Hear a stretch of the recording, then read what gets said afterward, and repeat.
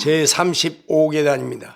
그에 또 만난 사람이 없습니까? 기독도가 묻자 예, 겸손골짜기에서 불만이란 사람을 만났습니다라고 진실은 불만이란 교인에 대하여 말했습니다. 그 사람은 잘 믿는 것도 좋지만 기독교인이라고 해서 굳이 남에게 굽실거리며 양보하고 손해를 보면서 살 필요가 있느냐라고 말했다는 것입니다. 그는 매사에 불만이 많아 어떤 일을 당할 때마다 원망하고 주어진 것에도 감사하지 못하고 순례길을 가는 사람이라고 했습니다. 신앙생활에 있어서 가장 나쁜 습관이 하나 있습니다. 천국 가는 길에 있어서 또 하나의 큰 장애는 신자 마음속에 생겨나는 불만과 불평입니다. 불만 역시 겸손한 이제 실패하면 나타나는 현상입니다.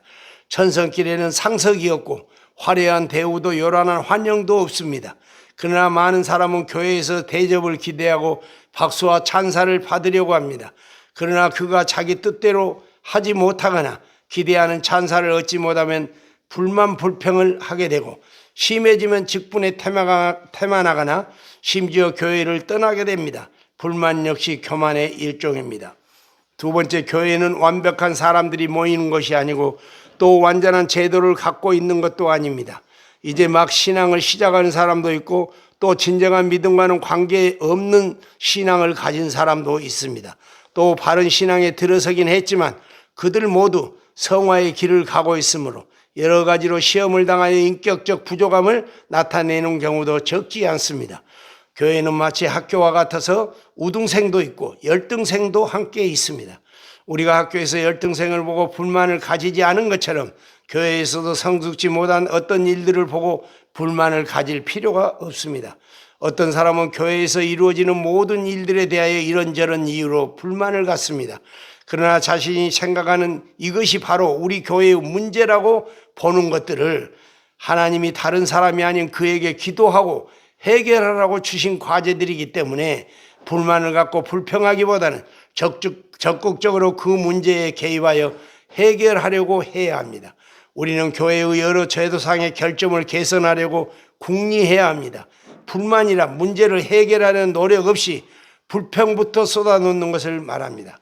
어떤 교인의 주된 불만의 이유는 자신이 교회나 직장 등에서 합당한 대접을 받고 있지 않다고 생각하는 데서 시작됩니다. 내가 어떤 사람인데 왜 교회는 내게 합당한 직분과 대접을 해주지 않는가? 나의 능력이 얼만데 교회가 회사가 나를 알아주지 않는가? 자신이 사람들로부터 무시당했다고 생각하면서 생겨나는 것입니다. 대부분의 불만 신자들은 끝까지 봉사하지 않습니다. 그는 맡은 일을 도중에 팽개치는 경우가 대부분입니다. 그러므로 결국 인정을 받지 못하는 것입니다. 불만 신자는 불평이 많은 반면에 다른 신자를 인정하는 데는 인색하기도 합니다. 주님은 우리에게 당부하셨습니다. 무엇이든지 남에게 대접을 받고자 하는 대로 너희도 남을 대접하라. 이것이 율법이요 선지자니라고 했습니다. 자신이 다른 사람들로부터 대접받고 인정받기를 원한다면 오히려 먼저 다른 신자들을 알아주고 대접해야 합니다. 그리하면 다른 성도들이 그를 대접할 것이요 주님도 그를 대접해 주실 것입니다. 불평은 주로 성급하고 일을 많이 하는 사람에게서 나타납니다. 왜 맨날 나만 일해야 하고 섬겨야 하며 양보해야 하고 또 참아야 하는가? 그러나 주님은 마르다에게 말씀하셨습니다. 기쁨을 갖고 일하는 것이 낫다고요. 그리고 우리에게 남을 섬기는 자가 진정 높은 자라고 하신 것입니다. 여섯 번째, 불만은 다른 사람과 말이나 행동이 용납되지 않거나 서운한 마음이 들어 생긴 병입니다. 그러나 주님은 가르치셨습니다. 너희가 사람의 과실을 용서하면 너희 천부께서도 너희 과실을 용서하시려니와 너희가 사람의 과실을 용서하지 아니하면 너희 아버지께서도 너희 과실을 용서하지 아니하시리라고 하셨습니다. 일곱 번째, 불만은 다른 사람의 자랑을 들을 때도 발생합니다. 타인의 자랑을 들을 때 사람들은 그 사람과 자신이 받은 것을 비교하게 되고 자신의 것이 못하다고 생각할 때 불만이 생깁니다. 그러므로 다른 사람들 앞에서 자신이 가진 것들을 자랑하지 말아야 합니다. 자신이 가진 재주, 재산, 자식들이 잘 되는 것, 자신의 성공, 아내, 남편 등등의 자랑은 오히려 다른 사람을 낙심시키고 괴로워하게 하며 하나님에 대하여 불평이 생기게 합니다. 그래서 사랑은 자랑하지 않는 것이라고 바울 사도는 말했습니다. 또 불만은 양보가 안 되는 데서 나옵니다. 양보는 결코 진 것이 아닙니다. 우리는 이삭이 그랄 사람들과 우물을 가지고 다투었던 것을 교훈 삼아야 합니다. 이삭은 3번이나 가나안 주민들의 억지 주장에 양보하고 새 우물을 팠습니다. 주님은 화평케 하는 자는 복이 있나니 저희가 하나님의 아들이라 일컬음을 받을 것이며라고 하셨습니다. 그렇습니다.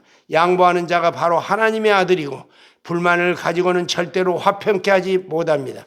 9번째, 우리는 어떤 사람의 행동으로 말미암아 불만이 생길 때 참고 혈기를 부리지 말아야 합니다.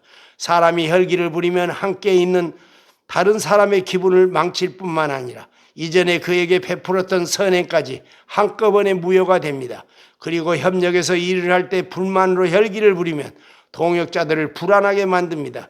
따라서 동지를 얻을 수 없고 오히려 일을 망치게 되는 것입니다. 때때로 우리는 하나님에게도 불만을 갖게 되는데 발생하는 어떤 사건들이 자신의 마음에 들지 않는다고 불평하는 것입니다.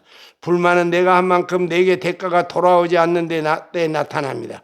내가 충성되게 일하고 있을 때 불행한 일이 생기면 하나님이 자신을 잘못 대우하고 있는 것처럼 느껴지는 것입니다. 그러나 어떤 사건에 대한 불만은 곧 하나님의 섭리에 대한 불만이 됩니다. 우리는 기도할 때 자신을 죄인이라고 지칭하고 자신을 종이라고 말합니다. 하나님께 대한 불만은 자신이 죄인이라는 것과 자신이 종이라는 사실을 망각한 것이며 구원받은 은총을 멸시하는 것이 됩니다. 불만은 정말 나쁜 영적 습관입니다. 불만을 계속하면 습관이 되고 습관이 성품이 됩니다. 무슨 일이나 습관처럼 불만이 반복됩니다. 어떤 사람의 얼굴은 항상 불만으로 준비되어 있습니다. 그래서 그 사람 앞에 어떤 일이 생기면 즉시 불평으로 반응을 합니다. 불만으로 인하여 영육 간에 생기는 병이 많다는 것은 의학적으로 검증된 것입니다. 하나님은 불평하는 자를 가장 싫어합니다. 출애굽기에 이스라엘은 불만을 토로하다가 가나안에 들어가지 못하고 모두 광야에서 엎드러졌습니다. 우리는 교회에서 뿐만 아니라 세상 생활에서도 하나님이 하신 모든 일들에 대하여 감사해야 합니다. 어떤 일이 우리에게 엄청난 손해로 보일지라도 그 모든 사건은 실상은 우리의 이익을 위하여 있는 것입니다. 하나님이 잘못하셨을 리가 없다는 것입니다. 우리의 내부의 불평을 피하려면 오히려 감사한 마음을 갖고 또 표현해야 합니다. 감사는 성도의 의무인데 감사하는 동안에는 불만을 말할 수 없게 되기 때문입니다. 하나님은 우리가 감사로 충만하기를 원하십니다. 항상 기뻐하라, 쉬지 말고 기도하라, 범사에 감사하라. 이는 그리스도 예수 안에서 너희를 향하신 하나님의 뜻이니라라고 바울 사도는 불만 대신 감사하라고 합니다. 감사로 제사를 드리는 자가 하나님을 영광롭게 하는 것입니다. 주님은 10 문둥이를 고치셨습니다.